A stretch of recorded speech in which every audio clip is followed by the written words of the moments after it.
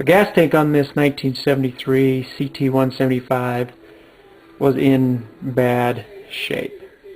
So here it is, and it is definitely seen better days. It's faded from the sun. You can see the different colors here.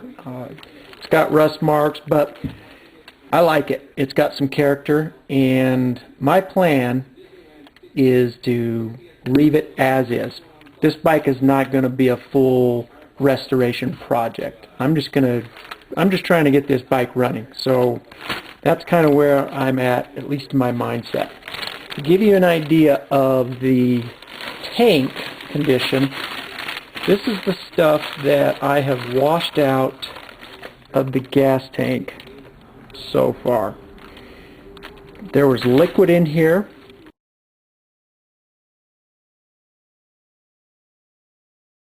And if you've been following along, I think this bike was probably ridden and put away in the late 70s. So whatever that liquid is, or was I should say, has been in there for a lot of years, which is scary. Here is the gas tank lid. I've already gone through and cleaned that up, and it's not in horrible shape. The rubber is still good, but this thing was just caked with this rusty, kind of looked like coffee grounds.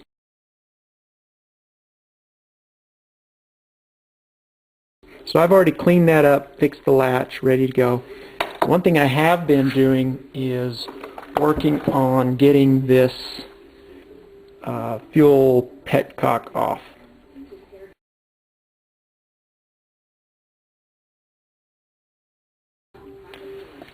To recap what I've been doing to try to get this petcock off here. Now, this is the original petcock. I've taken the base plate off here that has the selector.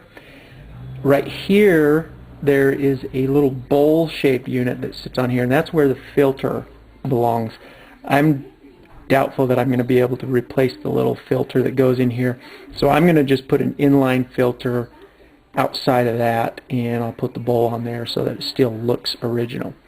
But I have been hitting those screws with this stuff for probably a week and a half, and one thing I found that's helpful with these screws that are stuck is if you've got a drill that's got a hammer setting, that thing works amazing for me. I think just the combination of putting some of that penetrating oil and using that hammer drill to kind of vibrate things and loosen them up, and by all means don't push it, don't force it. If it's ready to go, it'll go. If it's not, put some more penetrating oil on there, hit it, let it soak for a while, and then try it again, and eventually, if you're lucky, things will break loose.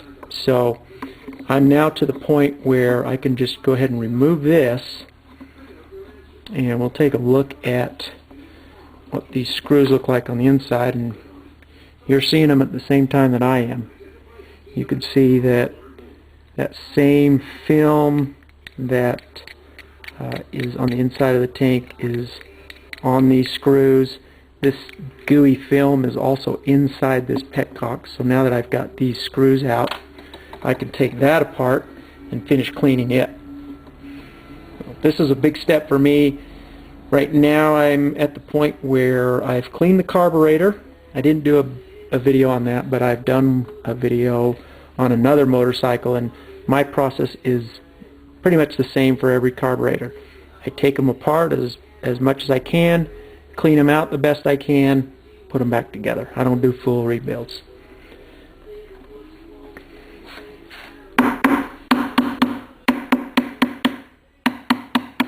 There we go.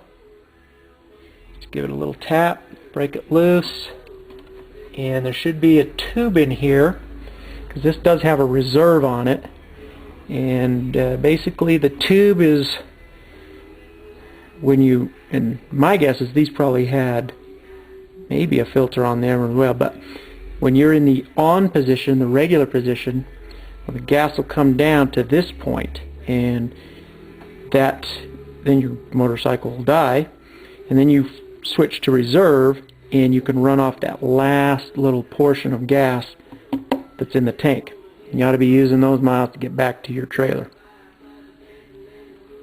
Well, you can see this petcock valve is completely plugged, and that should be wide open. That channel comes out here. This is completely plugged. That channel should come out here. But that's nothing. We can get that all cleared off, and wow, there you go. That's the grunge that I'm dealing with. So this is going to be sent for some more cleaning, and when I get that cleaned and back together, we'll be able to put some gas in here and see if I can actually get this bike to run.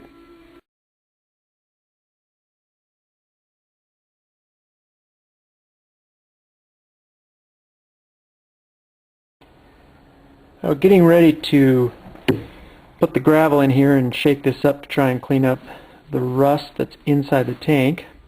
I found something on the tank that, as I mentioned earlier, is in bad shape. A lot of rust came out of here.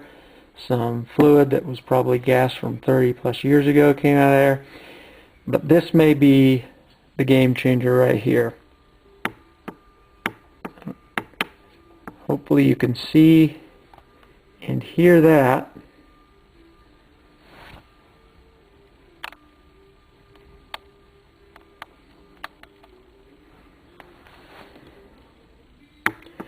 That's just me with real light pressure.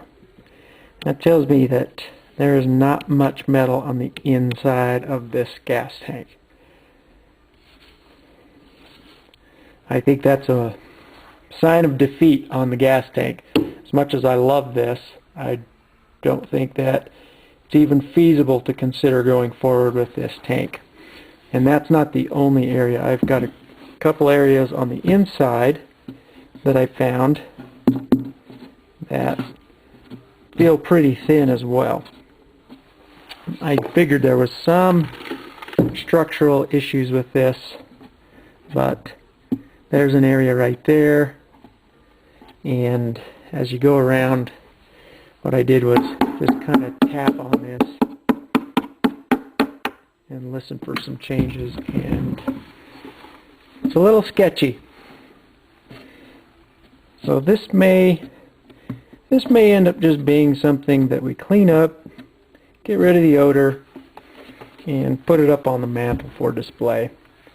I just don't see any good reason to even bother with it, primarily because of that.